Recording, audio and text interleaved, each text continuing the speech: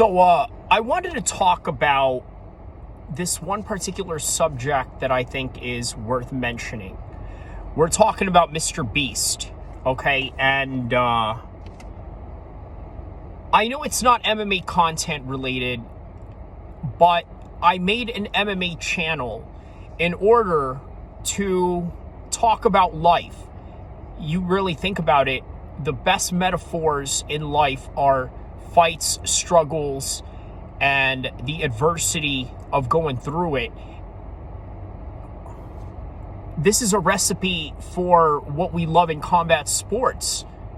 And in turn, when the Saturday night is over and the cage is closed and put away in an entertainment truck to be moved to the next town over, just like what the WWE does with their whole entire ring set, it's on to the next show, but there is a real life that you live in between that. And in that in between of your real life that you're living outside of combat sports, whether you're a fan, whether you're an actual fighter, a manager, or an observer, or a YouTuber, whatever you are in this sport, you got a real life to go home to on that Monday morning. But everything that you see in the gym, that you train at, that you see on TV, on pay-per-view, and from what you see other fighters do in their daily routines of training, you understand one thing. You understand that there is adversity involved. So you can relate to that. With Mr. Beast, I don't know a lot about him. I'm not going to pretend to know a lot about his biography. But what he has going on is the status of being the #1 YouTuber in the world. And that's important to understand. Now, why is that important to emphasize in this particular story? Well, in MMA, within the meritocracy and the competitive architecture that we look at the sport, we're always interested in who is the best. Even when you're a non-mainstream sports, combat sports type of guy, in other words, you're a combat fanatic, you don't like anything that doesn't deal with combat sports, you don't like fake sports or ball sports and what have you, this is how you view the world. Okay? This is how you view the world. You view the world in a way where you know who LeBron James is. You know who Lewis Hamilton is. You know who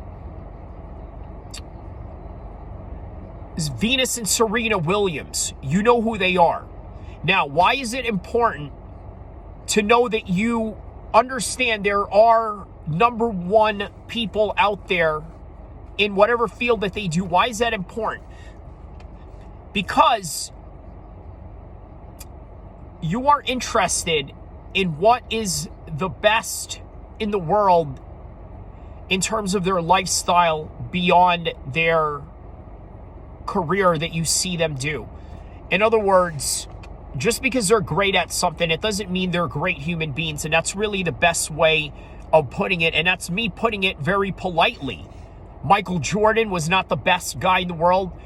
Kobe Bryant, to some people, was not the best friend in the world because he had to get things done. Although some can argue and say there may have been better communication pathways that he could have taken in order to build better relationships with these people, while also trying to cultivate a desired result that he was gunning for. But nonetheless, all the people who are the best have one thing in common. And you know what that is? Nothing at all. They all vary, and they can be as easily as just like you and I. And the only difference is that they had happened to run across a very lucky set of circumstances to get them to where they are. And there are people out there that are like that. And that's completely okay. But with Mr. Beast, the one thing that I thought was really peculiar about this case that he had going on was that they were saying that his videos were fake in terms of him giving prizes away to strangers, but rather giving them to employees and friends and people that he knows. And this is supposed to be the richest YouTuber in the world. Because here's one thing you got to understand, right? Many people believe just because you're the best at something that you should be held to a higher standard of behavior. Well, I think of that as this. Think of John Jones. Is that the case? No. But you know what?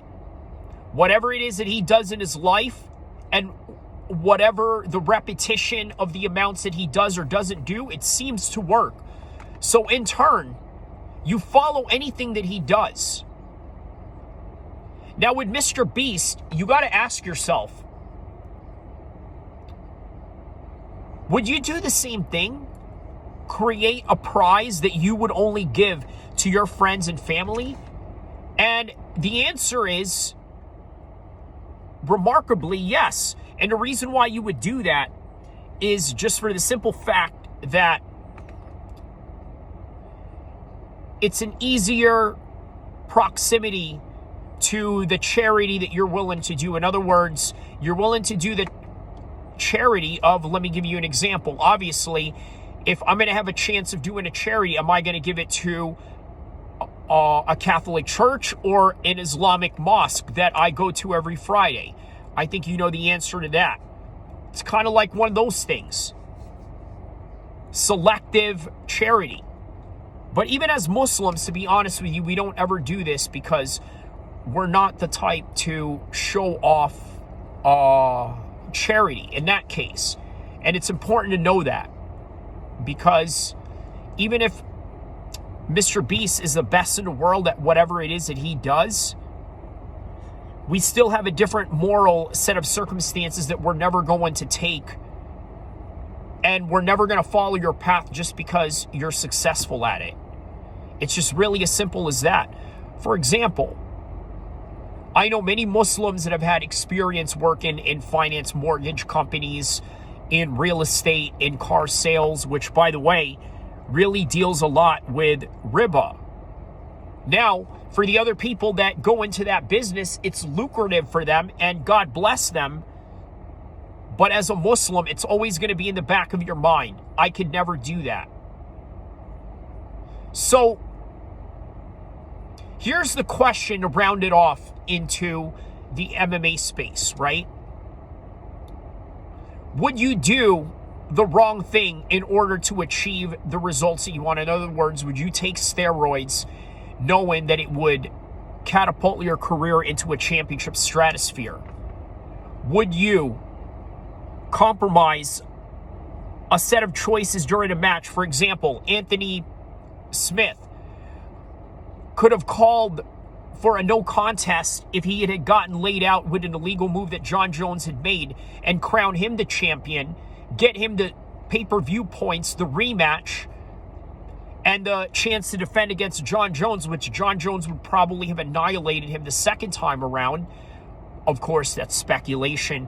But nonetheless, he did the right thing and fought on as a warrior and compromised himself further to just lose the match anyway, without having to experience any of the benefits that he could have had he laid down. And that right there is sometimes the price that you pay for being the best in the world.